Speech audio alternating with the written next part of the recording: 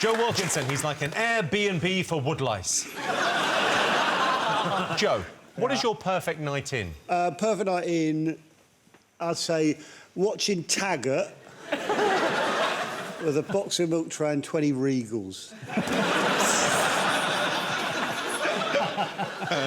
I love it, I love it. And then I like to run myself a hot bath, sprinkle some petals in there, pour myself a glass of rosé. Lovely. Light myself a Regal, slide into the bath, and then wait for whose ever house I've just broken into.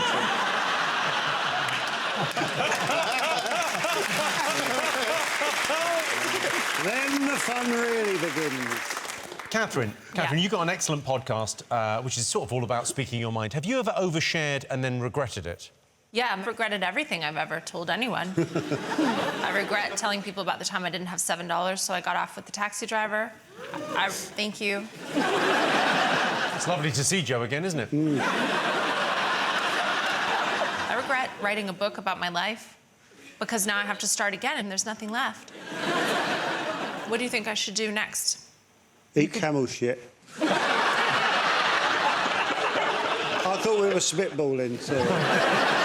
Gus, now, you used to be a teacher, right? Is that going to help you tonight? I don't think so.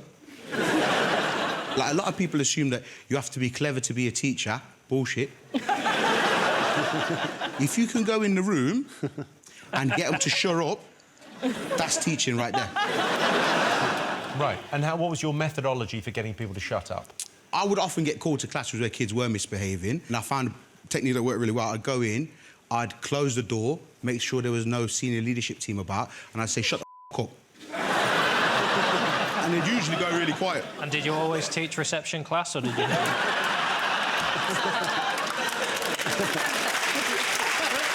John. Hello. I know you're passionate about climate change. What tips would you give everyone here to look after the planet? I don't know, I sort of resent the implication that I'm the one who cares about the planet. I think we all care about the planet, don't we? No. It's not just a few of us. I'll be honest, I mean, Catherine's not even allowed in the oceans now. She's so full of plastic. I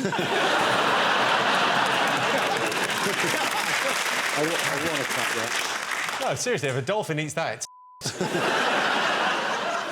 Every now and again you hear a sentence on this show that you think, that has literally never been said by a human being on the planet. How many years there has been human communication on this planet and no one has ever said, if a dolphin eats that, it's... And certainly not about a person.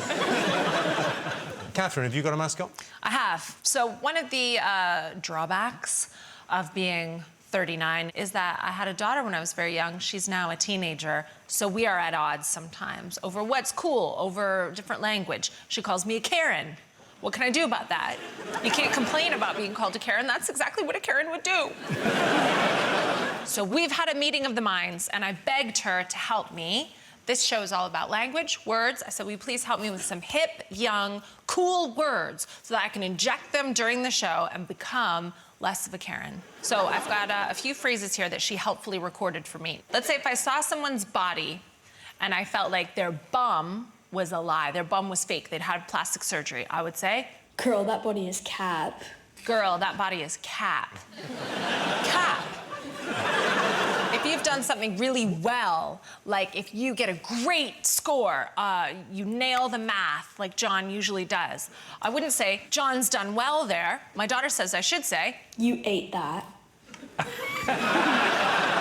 You ate that. So I know you don't take public transport, Jimmy, so you might think that riding the bus is not aspirational, but when something is so bussin', it's great. And then, Mum, if something's even better than that, it's mega bus. Joe, have you got a mascot? Yes, I do, Uncle Jimmy. This is my mascot. This is him. No! I've had a bit of a falling out with my neighbours. They want me to stop weeing in their recycling bins, and I don't want to. So I'm fed up with them having a pop at me for no reason, so I told them I'd hired an assassin. Then, out of the blue, they moved away. So I'm left with him for a week. So I brought him along. Does he do anything? Apart from paid hits, not really. Is there any chance you could do a slut drop?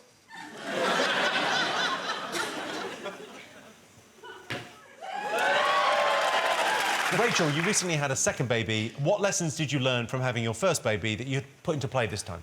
Well, the first one came out just like her dad. So she's got olive skin, dark hair, dark eyes, and she loves dancing.